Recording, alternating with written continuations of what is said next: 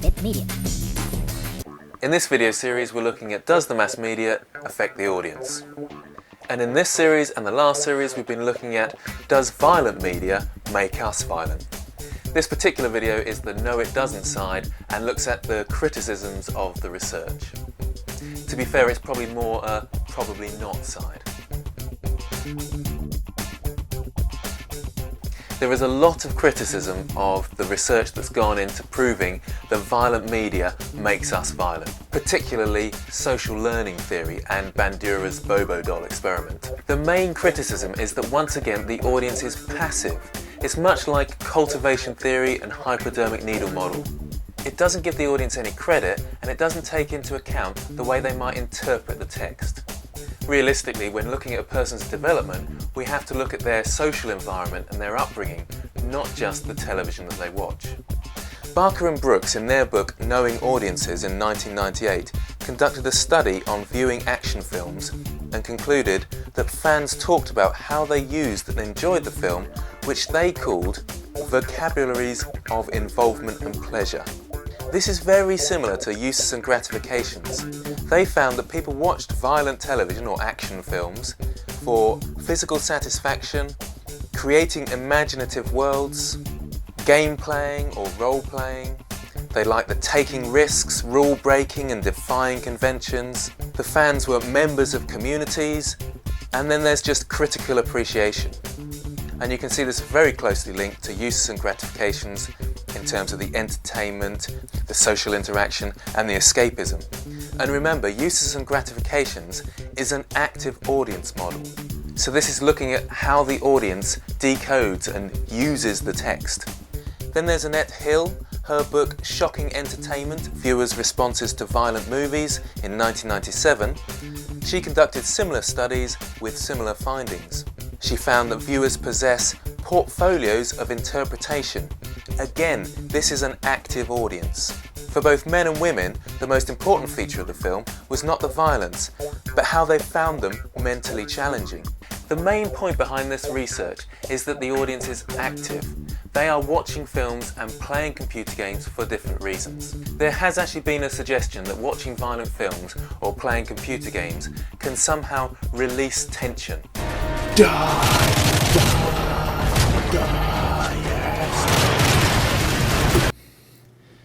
Cool, that's better.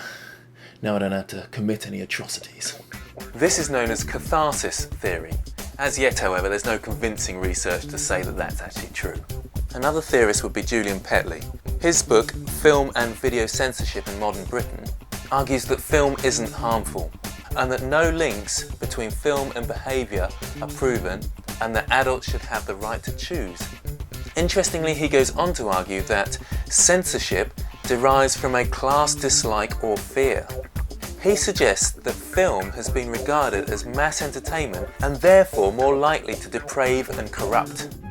Oh look, there's that dreadful working class again watching their silly television. Why can't they do something more civilised, like fox hunting? The point is that Petley felt there was a fear of the working classes from the ruling upper classes.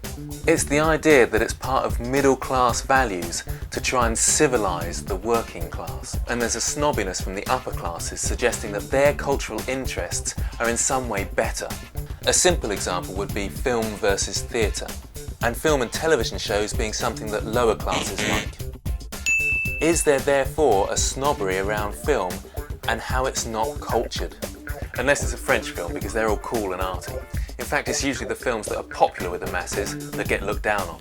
So if there's any suggestion that those films are making people violent, then the middle classes or the ruling classes can feel justified in looking down on those films. Anyway, back to Julian Petley. He also argued that regulation often came from fears of new technology.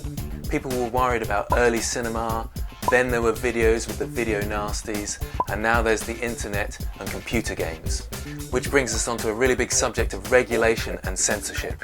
Because if films or computer games are making us violent, then surely they should be censored or regulated in some way. But, as a lot of researchers will admit, the evidence is inconclusive. So why is there film regulation? This brings us on to one of the biggest problems with this debate.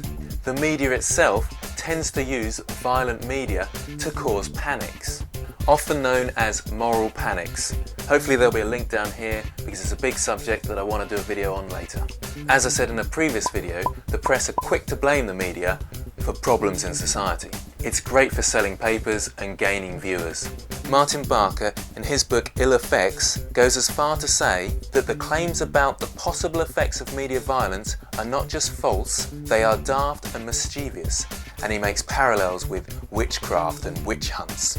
He goes on to argue that there's no such thing as violence in the media that can be harmful, and it all depends upon the context, and that there's many different types of violence, so to simply ask, what are the effects of violence, is foolish. So, does watching violent media or playing violent games make us violent? It's very difficult to say, because you have to take into account a person's upbringing.